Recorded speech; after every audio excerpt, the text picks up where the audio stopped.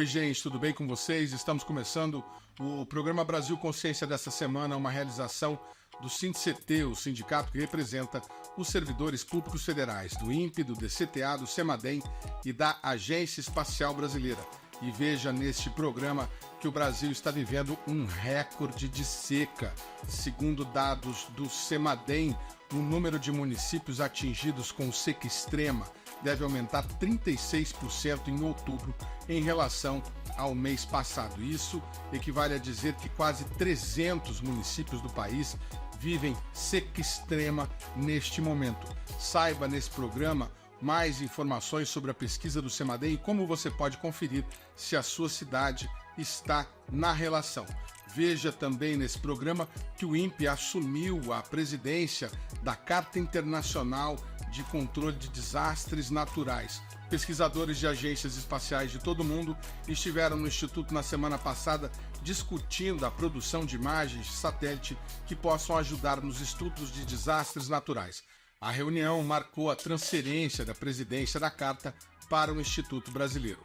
Mas antes, você vai conferir uma atualização das informações sobre o projeto de lei que cria a empresa estatal Alada, especializada na indústria aeroespacial. O Brasil Consciência teve acesso ao projeto de lei que cria essa nova estatal e traz para você os detalhes. Nós também entrevistamos o presidente do SINDCT sobre este projeto. Veja.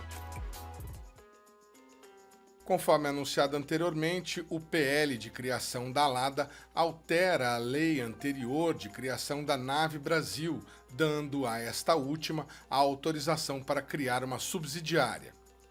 Segundo um dos primeiros artigos do projeto, a nova estatal deverá exercer o papel de empresa privada, promovendo e gerenciando atividades de pesquisa, desenvolvimento, certificação, produção, comercialização, transferência e suporte logístico de tecnologias de emprego aeroespacial.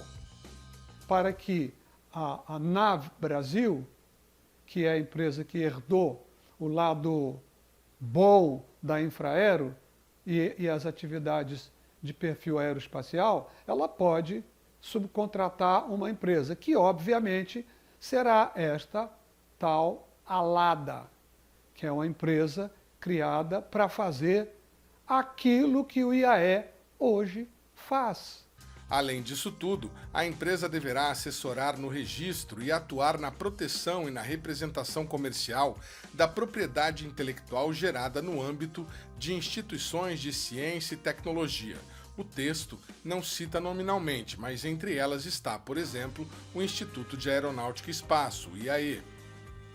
Em outro trecho, o projeto de lei indica que a nova estatal poderá gerenciar ou cooperar para o desenvolvimento de projetos integrantes de programas propostos pelo Comando da Aeronáutica, além de promover o desenvolvimento da indústria e da infraestrutura aeroespacial e atividades correlatas, outra vez incidindo, por exemplo, sobre o Programa Espacial Brasileiro e as atividades desenvolvidas pelo IAE.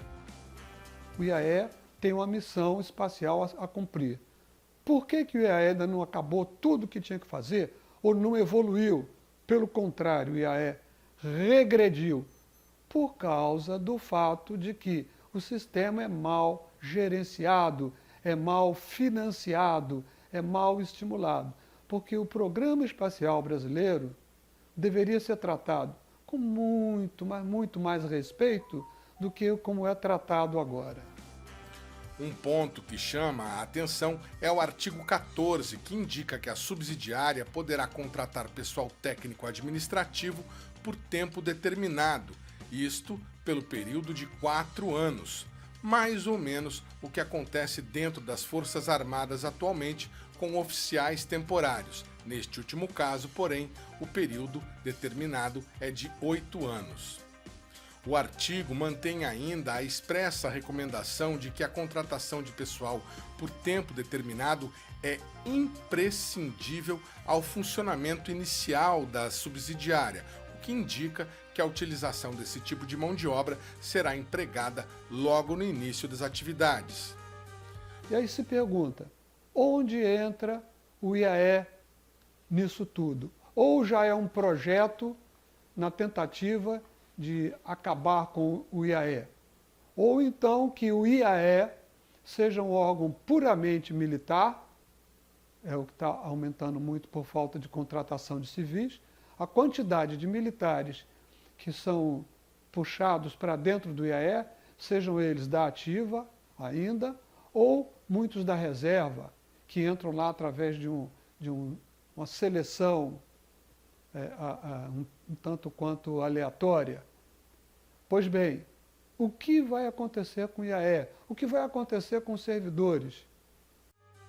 O artigo 14 também define a autorização para a transferência de militares de outras instituições para a ALADA, independentemente da ocupação que eles exercem. E a ALADA ficará responsável por reembolsar os órgãos que cederem estes militares. Outros itens que chamam a atenção é que a ALADA também será autorizada a patrocinar uma entidade própria de previdência complementar e que ela poderá ser contratada pela própria aeronáutica para executar tarefas que hoje estão sob responsabilidade da Força, numa espécie de autoterceirização. O que eu gostaria de deixar claro é o seguinte: não há um interesse político pelo Programa Espacial Brasileiro. Seja do Executivo, entra governo, sai governo, entra governo, sai governo, seja do Legislativo, a cada legislatura faz o que faz, mas nada se é feito efetivamente para o Programa Espacial Brasileiro. E a própria sociedade civil, os órgãos, institutos, entidades que não se manifestam. Há quanto tempo nós do SINDICT estamos brigando pelo Programa Espacial Brasileiro? Há mais de 30 anos. De longa data, o SINDICT vem junto ao Executivo e junto ao Legislativo, brigando por mais recursos, muito mais recursos, não esses recursos pífios que entregam para o INPE e que entregam para o DCTA, e brigando também pelo material humano, contratação, concursos para os servidores públicos, porque quem faz isso é o servidor público. Na justificativa do projeto à Presidência da República, o Ministério da Defesa afirma que a criação da subsidiária atende a imperativos de segurança nacional e relevantes interesses coletivos. O documento afirma que a criação da nova estatal está de acordo com a Estratégia Nacional de Defesa e que ela poderá reverter a indesejável situação atual de forte dependência de fornecedores estrangeiros, especialmente para materiais que envolvem tecnologias sensíveis que sofrem restrições para exportação por critérios políticos dos governos dos seus fabricantes. E também brigamos pela proteção dos institutos. No caso agora, o IAE, que virou a bola da vez, que com a criação da ALADA, o IAE fica na boca da caçapa para ser jogado lá dentro.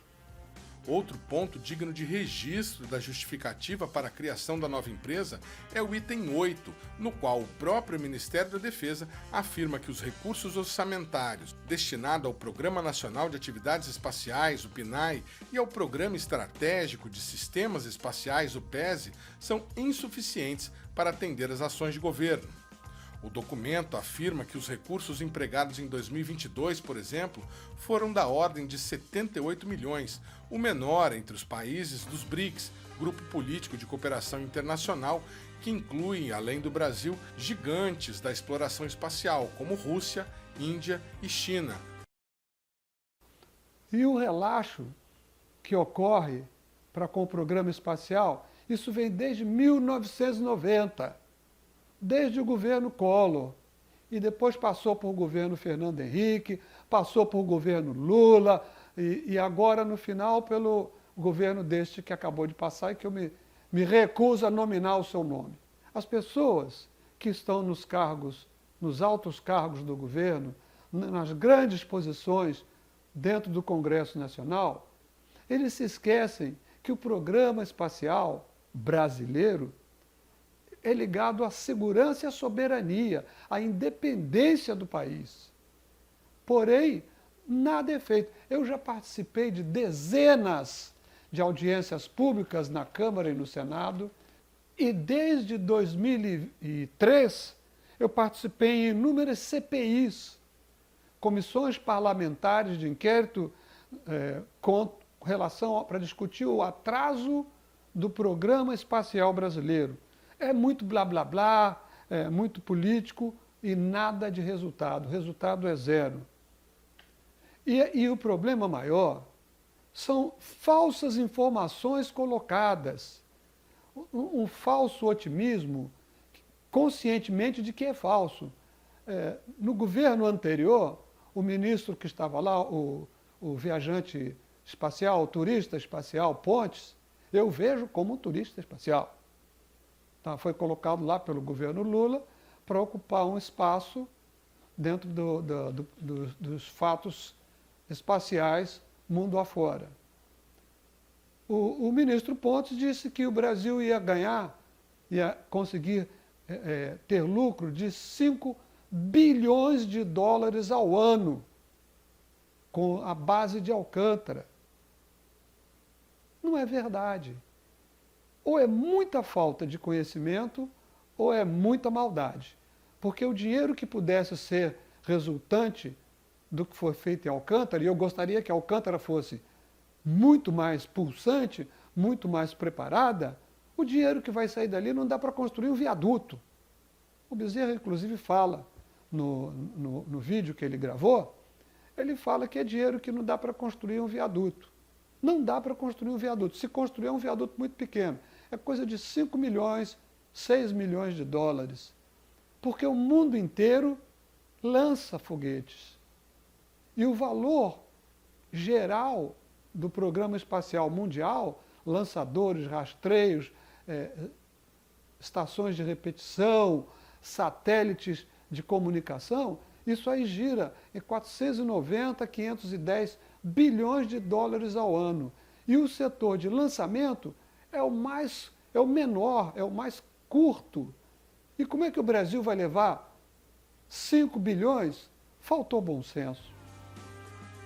O documento afirma no item seguinte que o arcabouço jurídico que vai permitir a criação da LADA poderá obter resultados econômicos adicionais, além de preencher a lacuna existente no setor espacial brasileiro no que tange a necessidade de uma empresa nacional com capacidade tecnológica e financeira para assumir o desenvolvimento dos projetos espaciais. A afirmação é um tanto quanto interessante, uma vez que quase a totalidade das atividades espaciais no país é financiada pelo Estado. Fica claro para mim, fica claro para os meus pares, outros diretores de sindicato, que o que está acontecendo agora com a criação da Nave Brasil e logo a seguir regulamentar, através de um projeto de lei, para a criação da ALADA, que vai ser a empresa que vai tocar tudo isso, isso é a mesma coisa do nada de sempre. A mesma coisa do nada de sempre. Nunca vai ter o responsável pelo atraso, nunca vai ter uma cobrança dos recursos, nunca vai ter um posicionamento efetivo por parte do governo, por parte do legislativo e por parte do Ministério da Defesa. E eu digo o seguinte, o Programa Espacial Brasileiro, ele é muito importante para o país. Ele representa a independência, representa a soberania, representa a segurança do país. Muito já se viu mundo afora sobre isso. E o que eu acho é que é necessário se investir fortemente no Programa Espacial Brasileiro.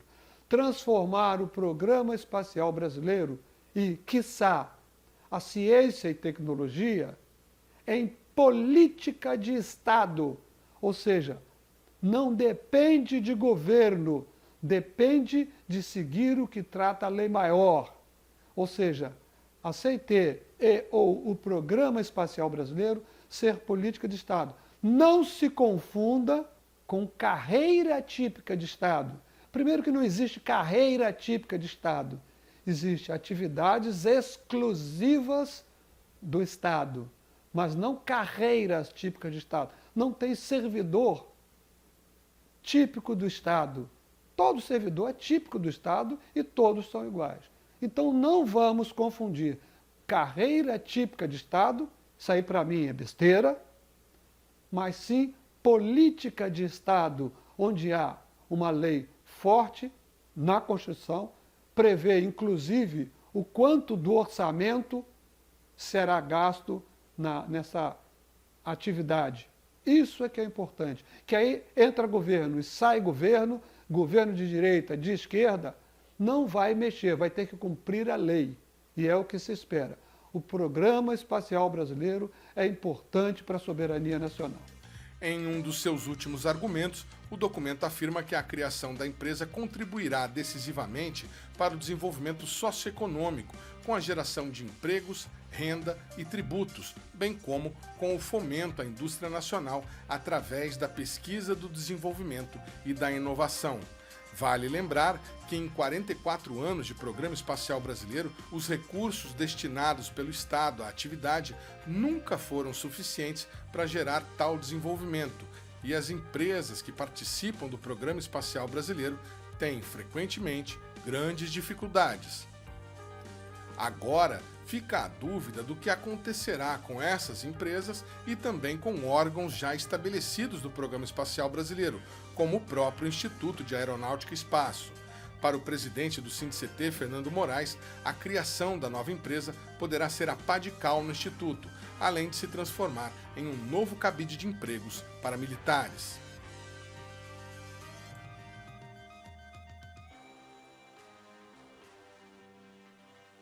A impressão que eu tenho é que a tal Alada e mesmo a NAV Brasil, as duas vão ser um imenso cabide de empregos.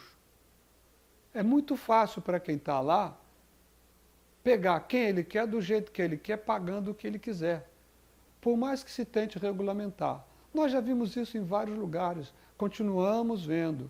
E eu volto a perguntar, e o IAE, onde é que entra nisso? Alguém já se manifestou a respeito do IAE? O comando do DCTA? O comando da Aeronáutica? O ministro da Defesa? Foi feito um PL que vai sacramentar uma situação. O programa Brasil Consciência vai para um rápido intervalo e, na sequência, você tem as informações sobre a seca recorde que atinge o Brasil. É um instante só, não sai daí.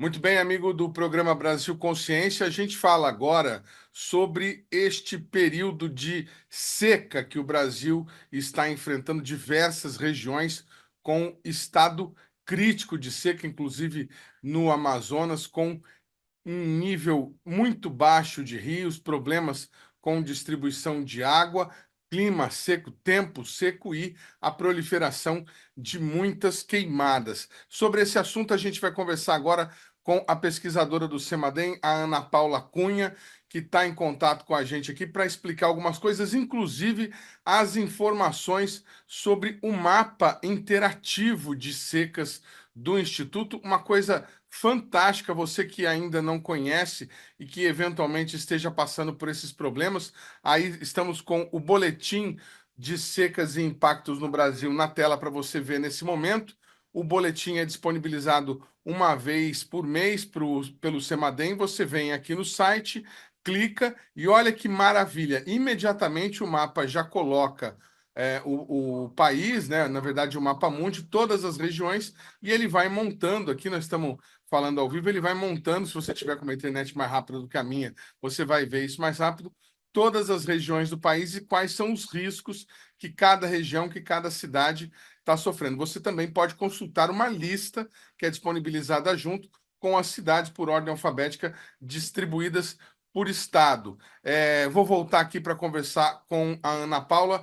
Ana, obrigado pela participação aqui no nosso programa, obrigado pela paciência de ter nos atendido.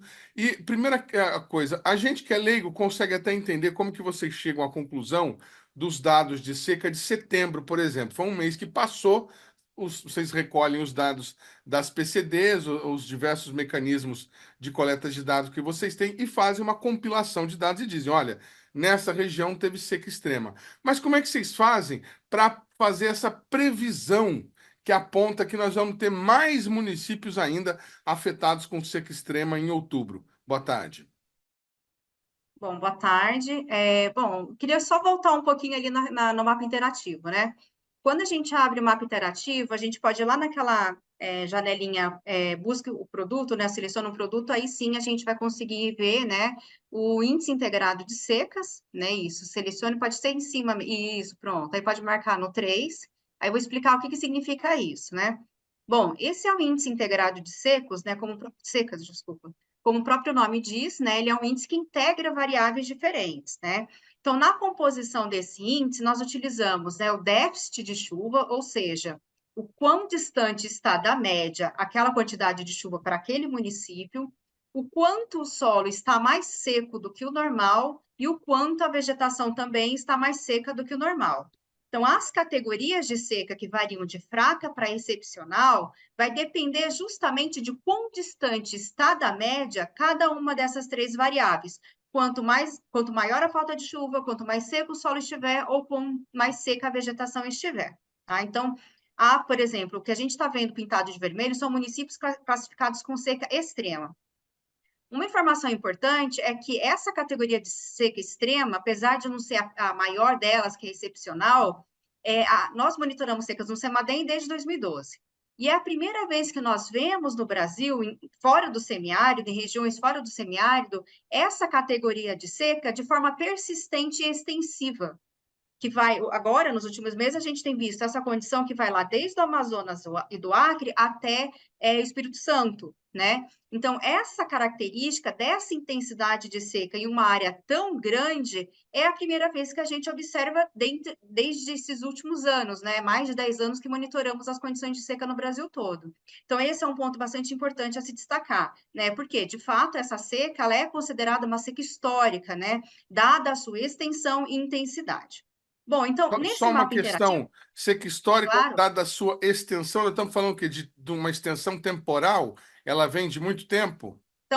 também. Na verdade, são três fatores, né? A duração, que sim seria a extensão temporal, né? Muitos desses municípios pintados em vermelho estão com seca desde o segundo semestre de 2023, desde julho, agosto de 2023, e nunca mudou essa condição, ou seja, não ocorreu chuva suficiente para voltar à condição normal, tá? Então, esse é um Talvez seja o fator, a novo duração. normal deles agora.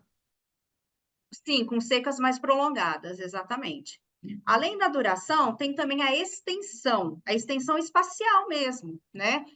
Anos atrás, nós sempre observávamos secas muito regionalizadas, né? Ou seja, aquela grande seca no semiárido em 2012 até 2017, depois a gente teve no Pantanal em 2020, 2015, 2016, um pouco mais ali na Amazônia, mas de uma forma tão extensiva como tem sido nesses últimos meses, não, nunca observamos, tá? Então, duração, intensidade, extensão e intensidade, né? Eu falei um pouquinho ali atrás, né? Uns minutinhos atrás, né? De que essa categoria de seca extrema também não era tão recorrente assim fora do semiárido, né? Então, são esses três aspectos: duração, extensão e intensidade. Dentro dessas três condições, olhando o país como um todo, sim, é uma seca recorde, sim. Aí você me perguntou sobre a questão da previsão, né? Como que nós fazemos a Só uma previsão? questão, a senhora me perdoe a fraca geografia. Quando a senhora está falando de semiárido, nós É temos a uma região condição do que diferente aqui, fraca ou até normal. Tá, tem branco aqui, o Piauí, exatamente. o Ceará, o Pernambuco, um grande pedaço pegando Maceió também. Eu até ia Aham, perguntar que às vezes a gente imagina que lugar seco, né? A seca do Nordeste, a falta uhum, d'água no Nordeste é um senso comum no país. Eu ia até uhum, perguntar depois que essa situação não se reflete na realidade. E que a gente uhum, tem uma, digamos assim, uma linha que vem aqui do Acre, né? E que se aham, estende em linha reta, digamos, até, como a senhora disse, até o uhum, Espírito Santo. Isso isso. seria o quê? Um fator de altitude, o que provocaria esse fenômeno nessa região especificamente? porque nós não Uhum, estamos falando de linha do Equador, nem uhum. de latitude, né? Seria alguma outra coisa, doutora, observável? Aham. Aqui a gente está vendo só o Brasil pintado. Se a gente continuasse a ver, né, os dados em cima dos outros países da América do Sul, a gente ia ver também condições de seca, principalmente ali na Bolívia, no Peru. Então, assim, não é só essa faixa, né? A gente mostra essa faixa porque a gente está mostrando só o Brasil. Mas a seca como um todo, esse último evento de seca, ela foi muito marcante em toda a região central da América do Sul. Então, pega aqui, né? Se a gente tivesse dados agora para mostrar dos outros países, a gente ia ver Bolívia e Peru também com condição de seca. Então, é como se pegasse ali região central mesmo da América do Sul, né? Então, essa Centro região tem sido muito geodésico aqui afetada. perto de Cuiabá, então tá tudo quente ao redor. Exato, exatamente. E o que tem causado isso, né? Justamente as mudanças de padrões, né, nos oceanos, principalmente no ano passado foi o El Niño, né, que contribuiu para essa seca, mas agora ela ainda se mantém por uma questão de um aquecimento anômalo no Atlântico Tropical Norte, que é esse oceano aqui que pega um pouco mais para cima do país, essa região. Então, o que acontece? A gente teve uma combinação de fatores, né? Mudanças de temperatura nos dois oceanos, Pacífico e Atlântico, no ano passado, e esse ano agora no Atlântico. Toda vez que o oceano está mais quente ou mais frio, seja no Pacífico ou seja no Atlântico, isso contribui para mudanças naqueles processos de circulação atmosférica, né? O que significa isso? Significa que às vezes, quando a gente tem aquele processo de circulação que favorece ou desfavorece chuva, isso se altera completamente quando os oceanos estão alterados. Então, o que a gente teve nesses últimos meses foi justamente o que a gente chama de ramo de subsidência dessas células de circulação na região Brasil Central. E o que essa subsidência faz? Inibe formações de chuva, né? Contribui para criar essas áreas de bloqueio grande, né? Que são áreas em que não há quase formação de chuva nenhuma. Então, esse foi o fator de grande escala, né? Para ter causado essa seca que a gente vê essa faixa no Brasil, mas se a gente chegar para ver nos outros países, ia continuar ali, tá? Agora, com relação ao semiárido, você falou uma coisa muito importante. Agora ainda está um pouquinho tranquilo, mas a previsão é de que até o final do ano a seca vai chegando um pouquinho mais para leste. Então, vai adentrar a Bahia, um pouco mais ali de Piauí, Bahia, até metade do estado, mais ou menos, até o final do mês até final de dezembro. Então, a situação que ainda está um pouquinho, né, no mês de setembro, parecia um pouquinho mais tranquila para o semiárido, vai piorar um pouquinho até o final do ano, tá? Mas um ponto muito importante a se destacar é justamente essa confusão que as pessoas às vezes as pessoas fazem sobre seca, estação seca e árido, né? Que são coisas diferentes, né? O que eu estou te mostrando aqui nesse mapa são coisas fora do normal, né? Não choveu dentro do normal, a vegetação secou, então tudo fora do normal, não aquilo que esperaria-se dentro de uma estação seca, por exemplo, né? A gente sabe que na estação seca chove um pouco menos, né? Mas na Amazônia não é zero de chuva na estação seca, ainda assim chove. E o que a gente tem observado foi que lá no ano passado a gente teve uma primavera, um verão, agora um outono nesse ano e um inverno, todas as estações com chuvas abaixo da média, né? E isso contribuiu para a gente chegar nesse ápice da seca, né, no mês de setembro, que eu considero que tenha sido pior, né? É, Uma curiosidade, não faz muito tempo, a senhora me corrija se eu estiver falando bobagem, mas eu acredito que até 2022, 21, 22, talvez seja a data mais precisa, a gente tinha uma incidência de seca na região sul do país. Uma longa tivemos, estiagem que atingiu a região aham, sul e alguns países aqui, o Uruguai também, Uruguai, aham, sofreram com isso. Argentina, E o que que uhum. aconteceu? É a mudança Laninha, Laninho que provocou tudo isso? Isso. Isso, essa seca de 2020, que foi bastante intensa, na verdade, entre 19, 20, 20 e 21, depois melhorou um pouquinho e voltou a piorar depois em 21, 22, né? E depois veio aquela grande inundação no Rio Grande do Sul, né? Até Sim. então, o estado estava passando por uma seca bem intensa. E sim, essa foi uma seca causada pelo processo inverso do aquecimento do Pacífico, que é a laninha, né? Que é o resfriamento. Aí o resfriamento do Pacífico aí causa outras mudanças de padrões de chuvas no país, de forma que desfavorece chuvas na região centro-sul do país, né? Então, aquela mega seca que a gente teve na porção sul do país foi por conta do Atlântico mais frio, né? Doutor, e para a pessoa que tiver curiosidade e vier entrar aqui nesse mapa, eu reparei Uhum. aqui que a gente tem índice integrado de secas Aham. S1, S3 e S6. O que que seria isso? Bom, o que que diferencia um para o outro? Por exemplo, eu quero ver a condição do mês passado, né? Aliás, do mês de setembro que fechou. Aí você olha a escala de um mês. Se você quer uma Ah, condição pois acumulada não. de julho, agosto e setembro, 3 meses, aí você olha o 3. E o Certo. 6, mesma coisa. Então, o 6, ele te dá uma visão geral de um semestre inteiro, né? Como foi esse semestre inteiro, né? Como está sendo esses últimos 3 meses, ou como está sendo só o mês como foi o mês de setembro, né? Então, por isso que tem Muito essas bem. escalas diferentes. Porque, às vezes, a aplicação do produto é para uma coisa ou para outra, né? Por exemplo, para avaliar impactos nos rios, reservatórios, a gente sempre precisa olhar uma escala mais longa. Por quê? Porque é a permanência da condição de seca por muitos meses, né, por alguns meses, que vai causar a redução dos níveis dos rios, por exemplo, né? Uma seca de um mês não causa uma queda né, tão significativa assim, né? Mas, para questões de fogo, por exemplo, uma escala de um mês é super importante. Para a produção agrícola, de feijão, de milho, que são ciclos curtos, né, de até 90 dias, a escala de 3 meses pode ser um bom indicativo. Então, cada uma dessas 3 escalas pode ser útil para alguma coisa diferente. Todos falam de condição de seca, só que olhando um mês, 3 meses ou 6 meses. Muito bem. E aí, aqui a gente ainda tem um último mapa, que é a Uhum. área impactada, a área de Isso, agronegócio impactada pela isso. seca. E aí a gente tem aqui uma situação que, para quem, né, está envolvido aí com o agronegócio, deve ser aterradora. Toda essa área aqui do Centro-Oeste, onde você tem muita pastagem, tem o pessoal em Tocantins lá com a Exato. soja, tudo isso Uhum. aqui afetado. E aí tem esse gráfico aqui do lado. O que que seria 80%, doutora? Isso, vou te explicar. Bom, com aquele produto, né, que a gente estava mostrando anteriormente, do índice integrado de secas, nós o utilizamos para avaliar impactos em diferentes territórios, né? Aqui, a gente tem outros produtos que não estão aqui, mas aqui é o de área agroprodutiva. Que áreas são essas?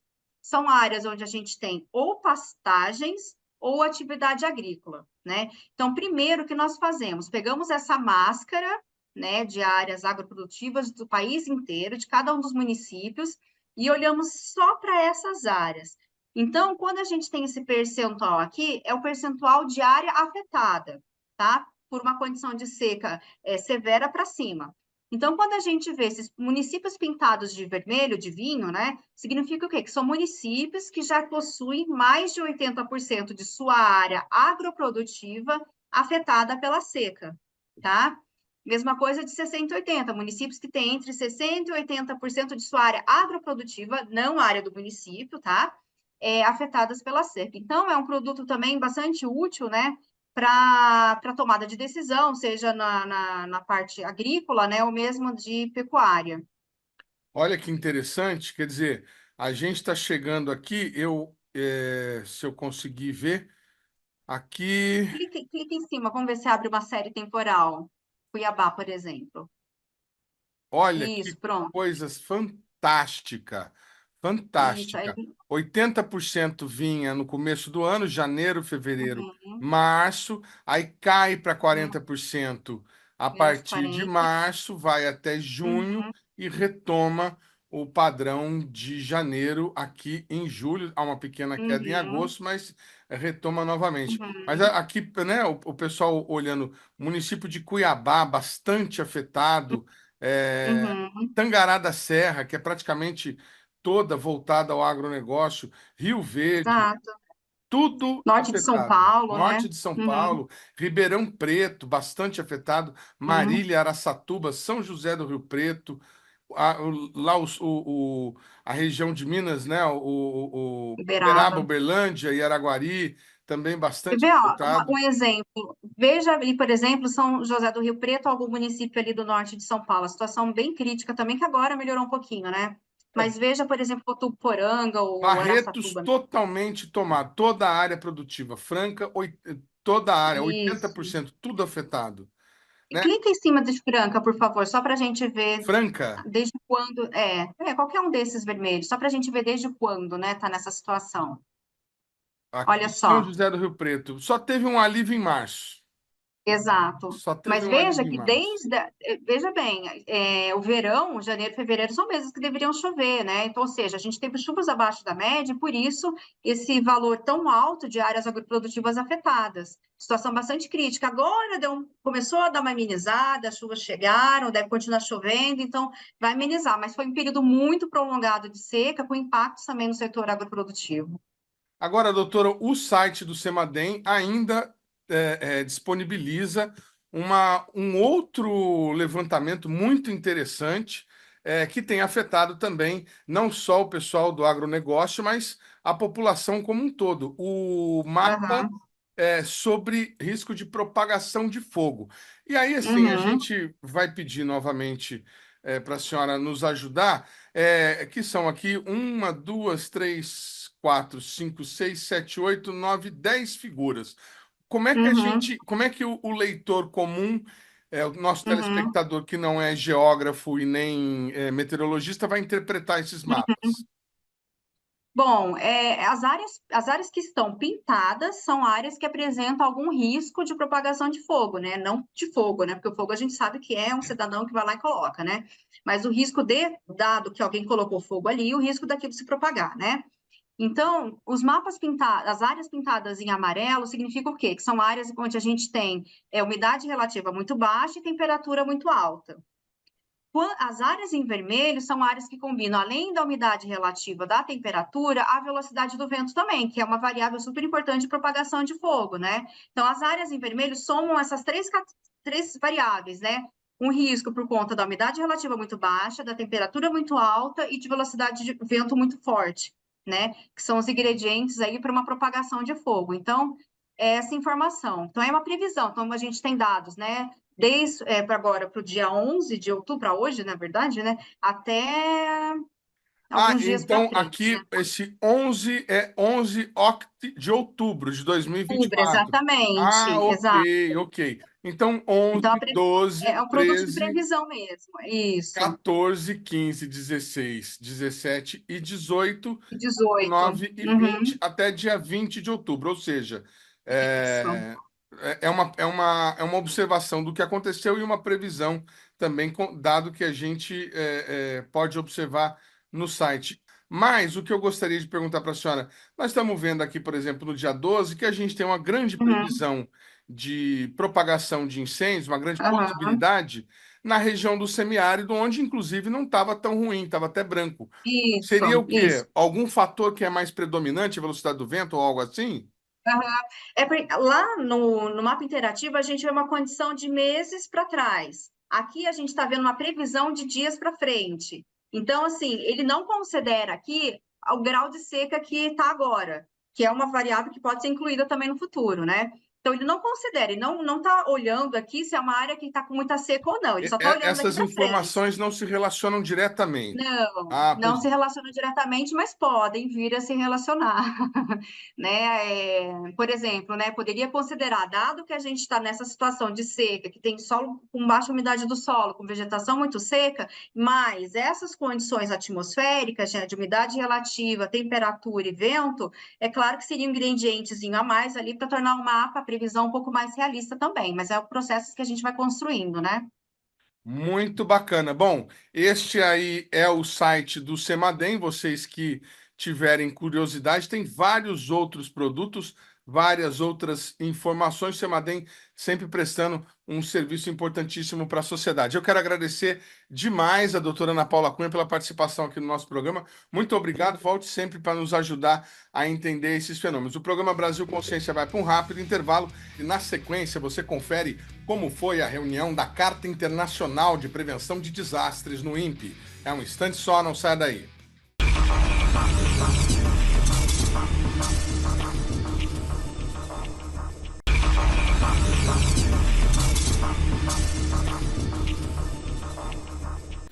Durante a última semana, o Instituto Nacional de Pesquisas Espaciais, o INPE, recebeu especialistas de imagens de satélite de todo o mundo para a 52ª reunião do International Charter, Space and Major Disaster, e de sua secretária executiva. A Carta de Desastres é um consórcio de instituições de agências espaciais que fornece dados orbitais em situações de emergência causado por desastres naturais em qualquer região do planeta. O consórcio foi criado em 2000 a partir de recomendações da Terceira Conferência das Nações Unidas sobre a exploração e o uso pacífico do espaço exterior. O INPE ingressou em 2012 e, a partir de agora, lidera a Carta. Essa aqui é uma reunião que tem a cada 6 meses, já está de número 52. Então essa reunião está acontecendo no INPE, acontece a cada 6 meses, para passar a liderança de uma agência espacial para outra agência ou para outro instituto, como no caso o INPE.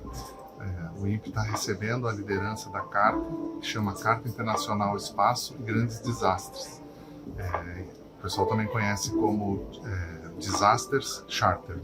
A cada ocorrência de um desastre em qualquer lugar do mundo, um país que conhece a Carta e é membro da Carta como usuário autorizado, ele pode pedir o auxílio da Carta. Esse auxílio é dado em forma de cada agência espacial ou cada instituto que tem satélites, ele programa seus satélites para obter imagens das áreas afetadas pelo desastre.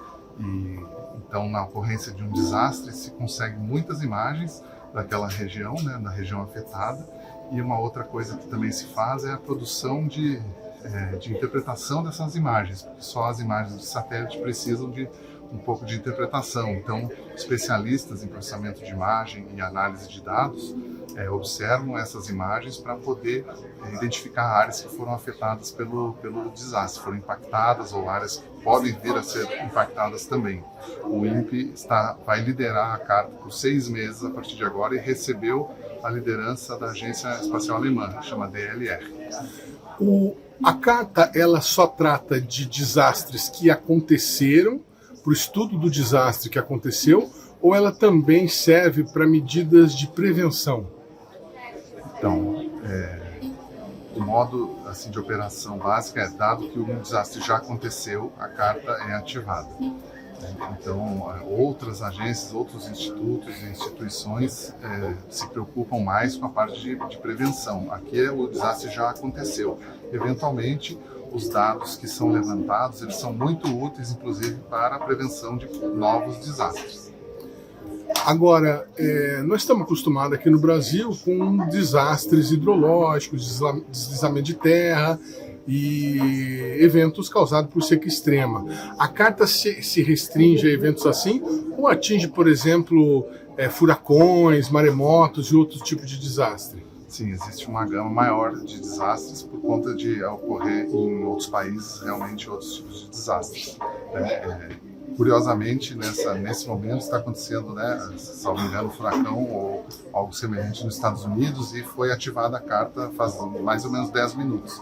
Então, coisas que, além das que acontecem no Brasil, também são esses outros eventos que ocorrem fora do país, também são parte da responsabilidade da Carta também, produzir análise sobre isso. Durante a reunião em São José dos Campos foram discutidos diversos cenários de desastres que têm sido atendidos pelo consórcio. A programação incluiu exemplos de atividades recentes, como as trágicas enchentes no Rio Grande do Sul e as inundações e deslizamentos no litoral norte e no Acre. Também foram realizados treinamentos de produtos de satélites ópticos e de radar. Quando um país membro aciona a Carta, a entrega das primeiras imagens ocorre apenas algumas horas depois, permitindo extrair informações dos dados de sensoriamento remoto quase que imediatamente. Esses dados são disponibilizados para usuários autorizados, que acionam equipes para a resposta em campo, permitindo a busca, o salvamento e a avaliação de danos. Em maio deste ano, no desastre ocorrido no Rio Grande do Sul, os dados de satélite adquiridos por meio do consórcio foram usados para ajudar na busca, recuperação e operações de resgate, ajudando a avaliar os danos causados pelas enchentes. A secretária-geral da Carta, Guela Rossner, deu entrevista coletiva no evento falando sobre a importância do consórcio e também sobre a importância da obtenção de dados para o enfrentamento de mudanças climáticas. A tradução da entrevista dela foi feita pelo servidor do INPE, Alexandre Junqueira Homem de Melo. Isso é sempre uma responsabilidade muito grande, você ser agência líder, porque a gente está lidando com a vida das pessoas em momentos críticos. And over the last 6 months, we've seen even more higher number of activations of the charter than ever before. So it was a very challenging period. Sendo agência líder, ela percebeu um aumento considerável nos chamados de desastres nesses últimos 6 meses. With also very complex catastrophes and big events like the one in Brazil. Como catástrofes e desastres como o que vocês tiveram aqui no Rio Grande do Sul. And so it's for us a very important experience that the Charter really relies on the international cooperation that we as space agencies contributing to the Charter with Earth observation, satellite data, are putting our satellites and our resources together to help in those cases. Uma das grandes forças desse grupo, né, dessa carta, é o fato de que é uma maneira colaborativa entre os países para lidar com catástrofes que ocorrem no mundo todo. Sem esse senso de colaboração, muito do trabalho não poderia ser feito, pois são situações que são causadas e que às vezes impactam um país que não tem uma infraestrutura, um modelo para lidar com esses grandes desastres. A minha pergunta é realmente sobre essa relação, né, com a importância das nações também contribuírem entre si, né? A gente pode ver aqui até lado a lado, como foi citado, Rússia, Estados Unidos, essa relação entre as nações e quais são as realidades que ela enfrenta também lá na Alemanha, né, que já foi passada aí para outros países. What's your view on the importance of the relationships between the countries, and then when dealing with this the aspect of the disasters? He mentioned we got countries that here have different political trends and views, like Russia or United States and the eastern, the western part of the world. And for you in Germany, how is the cooperation? How do you feel what's the real impact of having this work being taken by a group of different countries with different cultures, all geared towards one goal? Exactly, the Charter really profits from focusing on disaster management and disaster relief, and so that's essential for the cooperation, that we really have a common goal, a target that we are all together committed to work on, and so it's rather natural. So the Charter is not political, but it's really focusing on the disaster management, and so therefore I think it's a very good example that if people want to work together and find solutions for such big problems as we see with the catastrophes happening, it's a good sign that we can work on this together and find good solutions. É um processo natural que na carta dos desastres que a gente vem ocorrendo e que realmente é uma grande lição que a gente tem dentro do escopo da carta, essa cooperação internacional que fica além das decisões políticas internas, além das questões que envolvem os países. Então, a grande força dessa colaboração vai justamente para que o trabalho chegue até as pessoas sem que qualquer tipo de decisão política ou relação bilateral possa diminuir o trabalho ou a resposta no campo, né, para aqueles que mais precisam na hora de um desastre. O Brasil está vivendo nesse momento um momento de intensos incêndios, queimadas, é uma situação que já foi vivenciada na Europa, nos Estados Unidos. Eu gostaria de saber qual que é a atuação da Carta com relação a esses fenômenos causados por questões como El Niño, como seca extrema e outras comorbidades do clima que causam esse tipo de fenômeno. Here in Brazil, we have seen a lot of fires with extreme dry conditions. We've been having a lot of fire happening in our territory in the past months and years. How is your view? Do you face the same conditions? Have you been under the same kind of? Have you been having a lot of reaction on how those disasters, like especially when talking about the fire? Do you have that condition in your country or in Europe? How is that for you nowadays with the climate change and? So wildfires are really a problem or phenomenon, and it's worldwide. So we've seen extensive fires also in Canada, but also in Greece lately, and all over Europe. We see statistics of the number of fires in the area that is affected is increasing. Also in Germany, we have more intense wildfires.